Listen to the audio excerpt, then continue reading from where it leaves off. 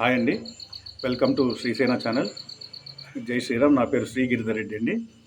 మన షర్మిలక్ గారు మళ్ళా మైకులు ఎత్తుకొని మైకుల ముందరికి వచ్చేసి 2027కి మనకి టార్గెట్ ఇచ్చినారండి. ఎన్డీఏ వాళ్ళకి టార్గెట్ ఇచ్చినారు. బాత్రూమ్స్ అన్నీ కట్టించడంలోనూ తప్పు లేదు. కాకపోతే దాంట్లో మేడం గారు ఏమి ఇంక్లూడ్ చేసినారంటే మళ్ళా మతాన్ని తీసుకొచ్చినారు, మళ్ళీ గుళ్ళు తీసుకొచ్చినారు, మళ్ళీ ఎక్కలేని రామాయణం అంతా తీసుకొచ్చినారు, మళ్ళీ కాంగ్రెస్ పార్టీని తీసుకొచ్చినారు. కాంగ్రెస్ పార్టీ తరఫున మేము ఇది డిమాండ్ చేస్తున్నాం, అది డిమాండ్ చేస్తున్నాం. అసలు మా కథ వేరని అక్క ఆల్రెడీ ఇందాక చాలా పెద్ద క్లాస్ పెరిగినారు చూసిన నేను. అక్కగారు, మన కాంగ్రెస్ పార్టీ 2004 నుంచి 2014 దాకా ఏమేమి స్కాములు చేసింది, ఏమేమి మన దేశానికి ద్రోహం చేసిందని జస్ట్ చాట్ జీపీటీలో కొట్టినానక్క. చాట్ జీపీటీలో కొట్టనే పట్ట పట్ట పట్ట పట్ట కొన్ని చిన్న చిన్న ఒక 4-5-6 స్కాములు మీ లెక్కలో చిన్న చిన్నవి అనుకోండి, మా లెక్కలో చాలా పెద్ద. 2008 2G స్పెక్ట్రమ్ స్కామ్ 1,76,000 కోట్లు. 2009 అగస్టా వెస్ట్లాండ్ హెలికాప్టర్ స్కామ్ 3,600 కోట్లు. 2010 కామన్వెల్త్ గేమ్స్ స్కామ్ 70,000 కోట్లు. 2010 ఆదర్శ్ హౌసింగ్ స్కామ్ 1,500 కోట్లు. 2012 కోల్ బ్లాక్ అలోకేషన్ స్కామ్, ఇది 1,76,000 కోట్లు. సింపుల్, 1,76,000 కోట్లు.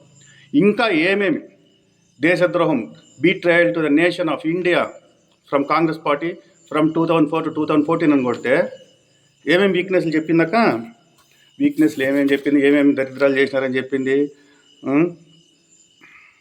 Week economic management, national security failure, intelligence failure, defence failure. చూసినారు కదా మన బాంబే అటాక్స్, హైదరాబాద్ అటాక్స్, లుంబినీలు ఎంతమంది చనిపోయినారు, చాట్ బండార్లు ఎంతమంది చనిపోయినారు. ఏకంగా బాంబేకి వచ్చి నడి సెంటర్లో మీ గవర్నమెంట్లో వచ్చి కాల్చినారుక. ఎక్కడ ఉంది నేషనల్ సెక్యూరిటీ లేదు. Next scam in social welfare, అది ఇందాకే చెప్పుకున్నాం. వీక్ ఫారిన్ పాలసీ, మన పాస్పోర్ట్ కాబట్టి వాల్యూ లేదు. సింపుల్. ఇట్లా రాను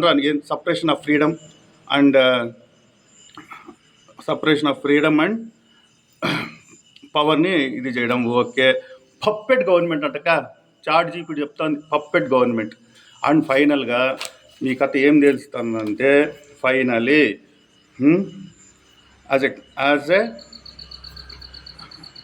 as a conclusion, from corruption to division, from inflation to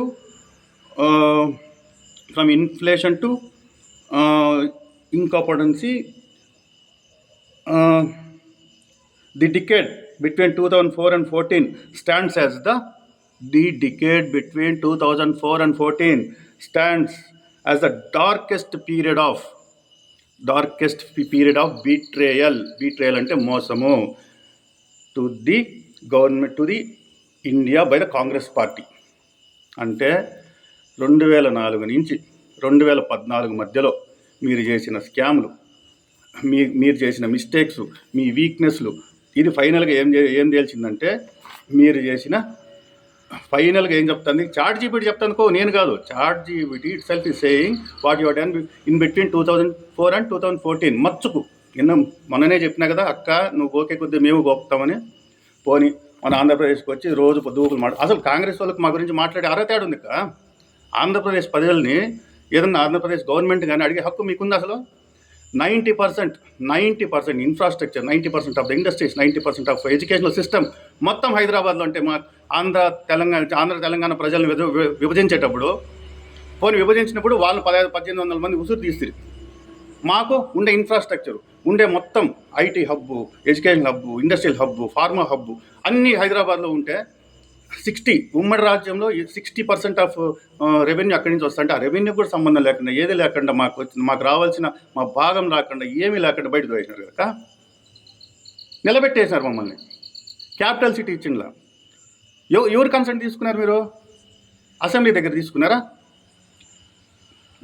ఎవరి దగ్గర తీసుకున్నారు? డోర్లు వేసి విభజించి ఆంధ్ర రాయలసీమ ప్రజల్ని నడి రోడ్డు మీద నిలబెట్టిన మీ కాంగ్రెస్ పార్టీ ఈరోజు వచ్చి మా బాధలు మేము పడుకుంటాంటే 10 సంవత్సరాల నుంచి ఇప్పుడు లింగులిట్టుమని చెప్పి అక్కడ పిల్లని ఇక్కడికి వచ్చేసి ఆడదంటే అక్కడ దాని కదా మళ్ళీ వాళ్ళు ధరిమేస్తే మళ్ళీ ఈడికొచ్చి కాంగ్రెస్ పార్టీ తరఫున నువ్వు పర్సనల్గా వచ్చి ఒక ఆడబిడ్డలాగా అడిగింటే నీకు చెప్పే విధానం వేరే ఉంది. ఈ మతం ఇదంతా వదిలే, కాంగ్రెస్ పార్టీ తరఫున చదువుతూ అడుగుతాండవు కాబట్టి ఈరోజు మాకు సమాధానం చెప్పాలి. కాంగ్రెస్ పార్టీ తరఫున మాకు చేసిన బీట్రేయల్ అంటే మోసం, ఆంధ్ర రాయలసీమ ప్రజలకు చేసిన మోసానికి నువ్వు ఫస్ట్ సమాధానం చెప్పు.